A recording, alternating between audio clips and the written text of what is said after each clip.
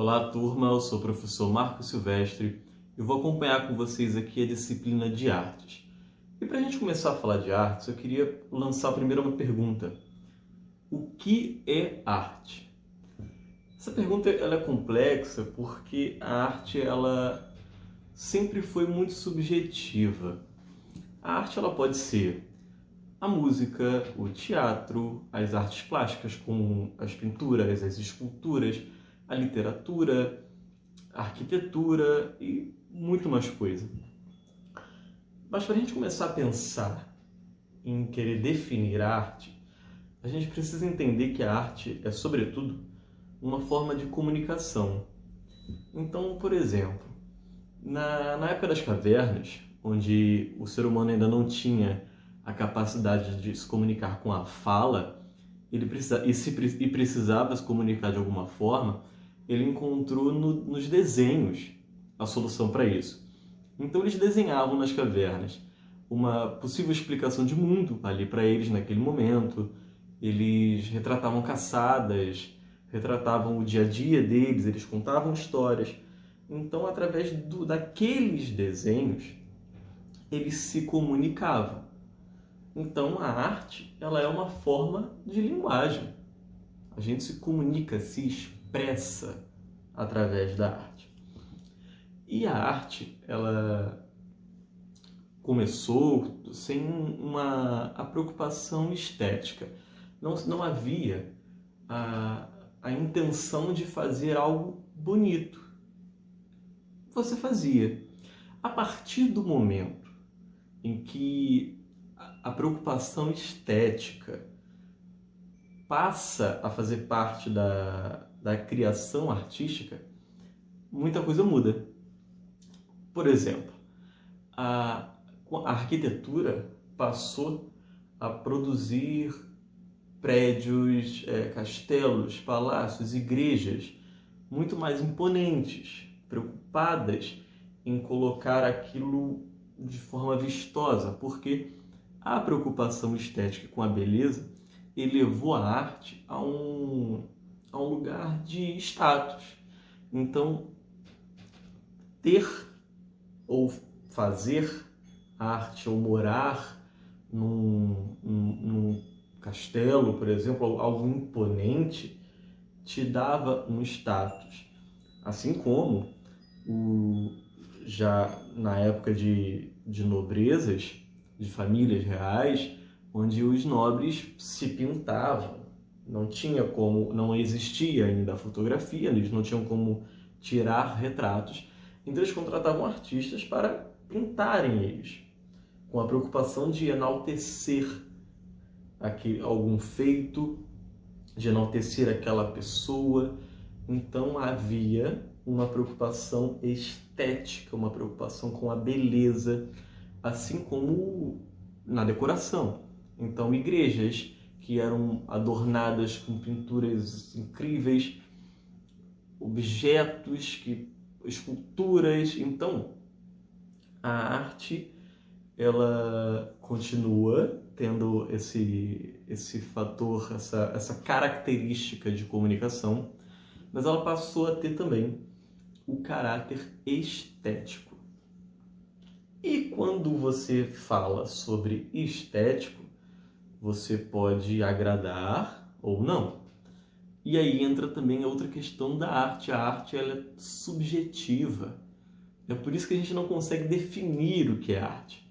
Eu posso ter uma definição e vários outros terem outra. A arte ela não é fechada. E por isso, essa visão estética da arte, ela é variável também. E isso depende da cultura.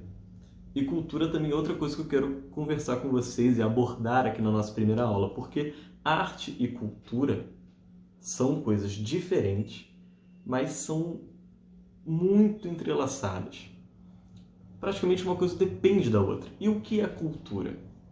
A cultura, ela é tudo o que compreende um povo, o ser humano em sociedade. Então, cultura são os nossos hábitos, os nossos costumes, as nossas crenças, as nossas leis, a nossa arte.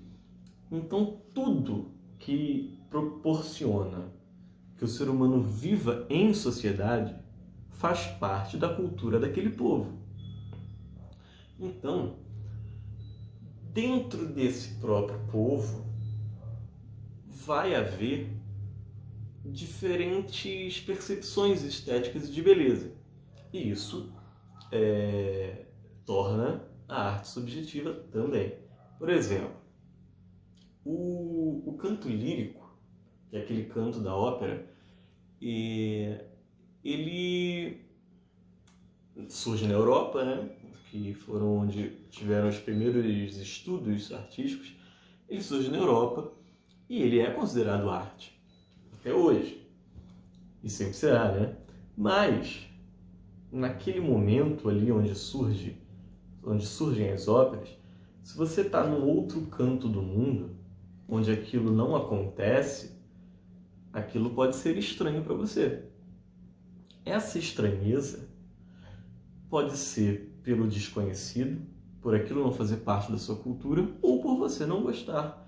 Mas não quer dizer que aquilo não é arte. Então, lógico que hoje, com o mundo globalizado, a gente tem conhecimento de várias outras culturas, de várias outras formas de arte, e essas percepções mudam. Mas a gente não pode ter esse julgamento, a gente tem que deixar a arte na subjetividade. E um outro exemplo sobre cultura é que é comum, quando a gente está em outro lugar, quando a gente está fora do país, a gente sentir falta da nossa comida, do jeito do nosso povo, a falta de alguns comportamentos. Isso faz parte da nossa cultura. Isso não invalida nenhuma outra cultura. Ela faz parte da nossa e ela tende a prevalecer.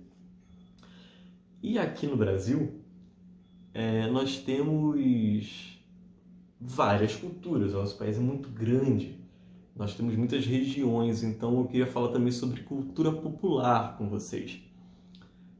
Por exemplo, o folclore brasileiro, ele faz parte da cultura popular, que é uma cultura que ela é passada de geração em geração, ela é passada de forma oral, ela não tem um livro base, algo que possa ser estudado assim dentro da academia, vamos dizer assim.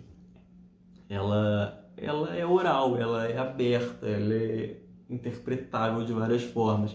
Tanto é que é comum nós conhecermos uma lenda específica que é contada de um jeito numa região e diferente em outra.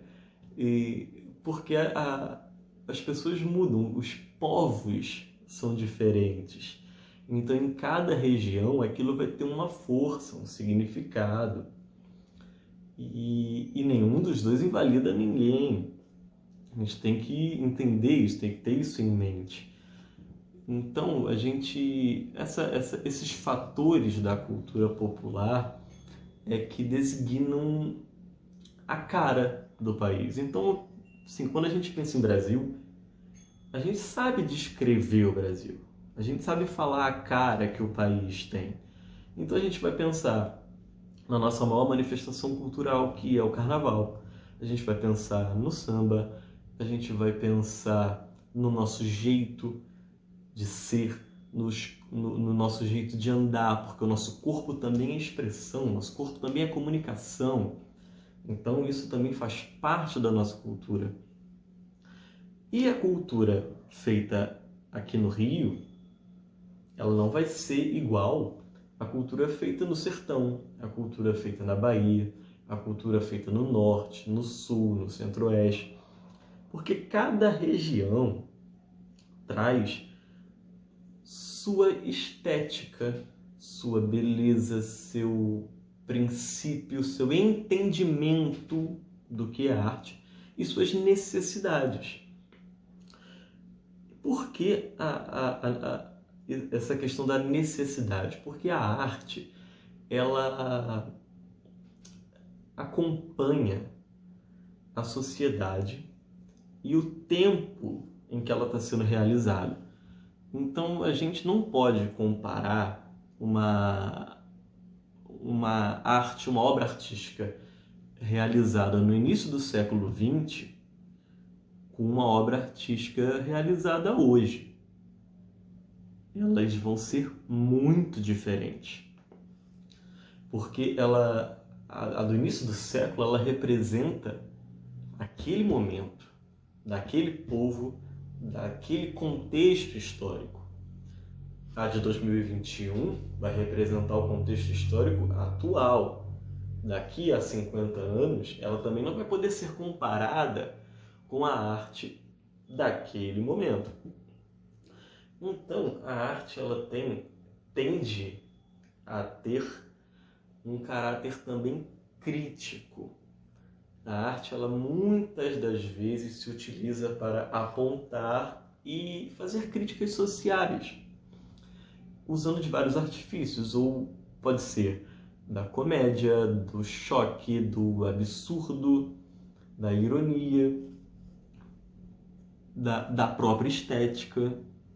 Então, mas sem se preocupar com esse senso de beleza. Estética e beleza são coisas diferentes.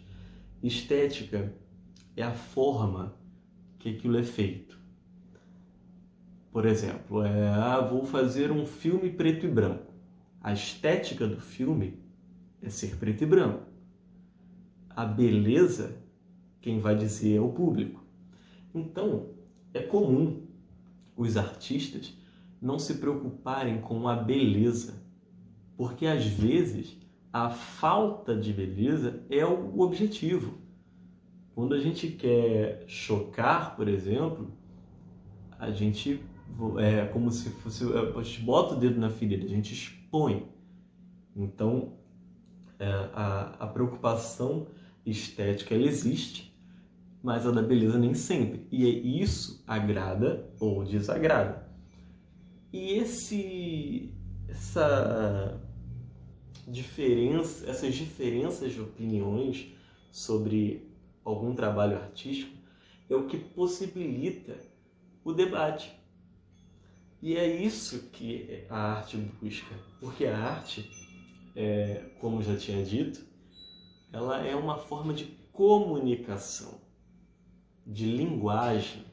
Então, quando um trabalho artístico ele repercute de forma a abrir um debate, uma reflexão, a gente parar para falar sobre determinado tema, independente do resultado desse artista, o objetivo da arte foi cumprido.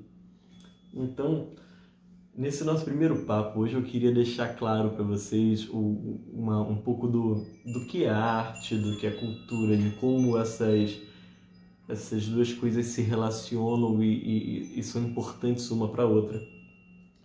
Para na próxima aula, a gente começar a falar sobre as vanguardas artísticas europeias do século XX.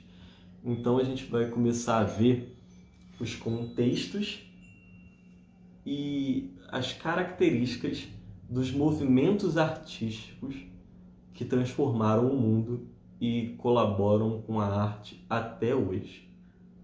Então, até a próxima aula, gente.